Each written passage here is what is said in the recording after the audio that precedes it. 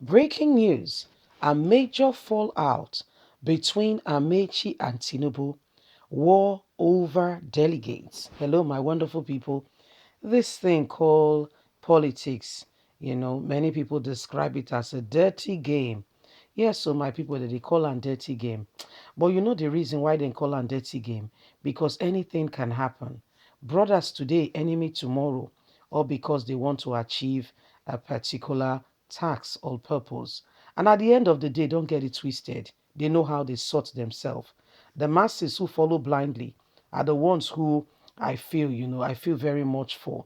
Because at the end of the day, you will see them making up at parties, you see them greeting and having discussions here and there, while supporters are the ones killing themselves and saying this, that. Please don't get it twisted.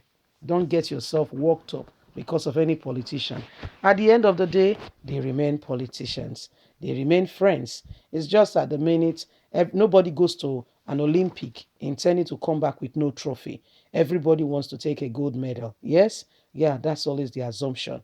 So, my people, politicians remain politicians. So, don't let them fool you and you get yourself worked up, and leave the very premise of truth, honesty, and justice. Please don't forget to give us a thumbs up, like us, share, subscribe. What is going on between Tinubu and Amaechi over delegates? Amaechi and Tinubu at war over delegates.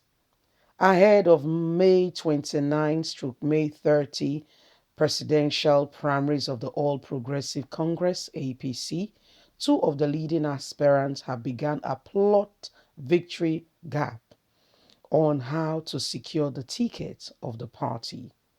Sunday Tribune investigation reveals that a former Lagos State governor and national leader of the party, Senator Ahmed Bola Tinubu, and the Minister of Transportation, Rotimi Amaechi, are pushing ahead of other aspirants by fishing for the votes of the party's statutory delegates.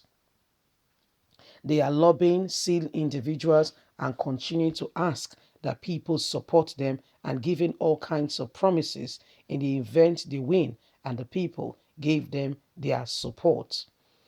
Tinubu has had different and numerous meetings with governors elected under the platform of APC, House of Representatives, Senate, and continue on his consultation across the country, had meetings with the youth arms in the Southwest region, all youth group, asking and pleading with them that his administration will be seriously and mostly driven and governed by the youth.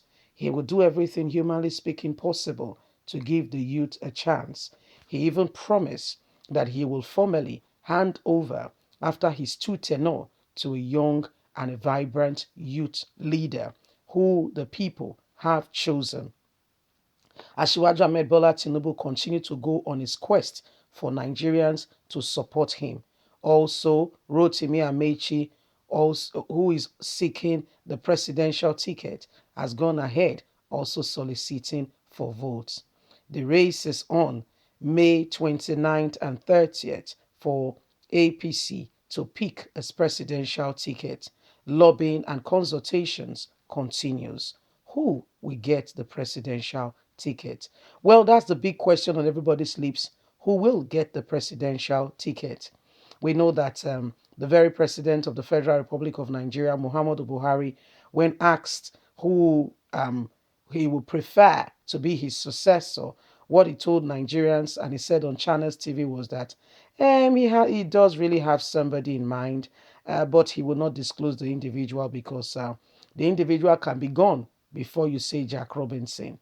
He said so he will keep that close to his chest, and at the right time, all will be revealed. Yes, that was all he said about his proposed or intended successor that he would prefer.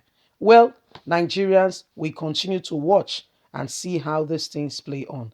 Don't forget that a few days ago, an alleged information eroded our space when we found out a leaked audio of Rotimi Amechi, who does not even believe, according to words we heard on the video, and on the very nation he wants to, give leadership to, telling Nigerians, telling whoever I was having that discussions with, that that there's nothing happening in the country, that in fact the country is gone.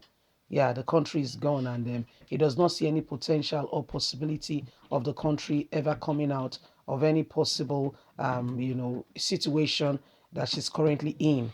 And he feels very sadly for the nation and for possible things going on. And when that leaked out, some Nigerians blindly, I said blindly because some people will still go after him and say, Ogao, we are voting for you. And my question remains, are you deaf, dumb, blind, and you cannot see? Or is it the situation that they have paved and has put us in that is making us not have a clear sense of right judgment? These same persons, to be quite candid, you know, go ahead and they say whatever they want to say. These same persons go ahead and do things that that benefits them in every way. Yet blindly we go with them again and again. Why do we take that turn every time? Don't we know what is right? Can't we read between the lines that these things, what we're seeing, and all that is being propagated as us, to a large extent, they do not really, they don't mean what they say. Have we not learned, at least not so long ago, someone graced our saint 2015, went from state to state, asking Nigerians, support me. I've got this, I've got that. At the end of the day, what happened? Not even when there was pandemic, my people. When there was pandemic, the nations of the world leaders were meeting with their people, having regular conversation, bringing the people up to speed with what was going on, encouraging the people, saying we are going through a difficult time. This is one of those turns we never imagined. This is what we have been doing. This is what we have done. For crying out loud, you can't do anything. Trust me. Forget the name you are named the president. It's not the title you carry. But just your words as a leader is soothing, is the right word at the right time. It brings so much relief and comfort. But here we are. Femi Adesina precisely was the one who told us, Buhari does not have to speak to you. What? When even the Prime Minister of Great Britain, even with COVID in the hospital, was still keeping the people up to date? What a nation. We need to rethink what we are doing today. Leave us a comment. God bless. Bye for now.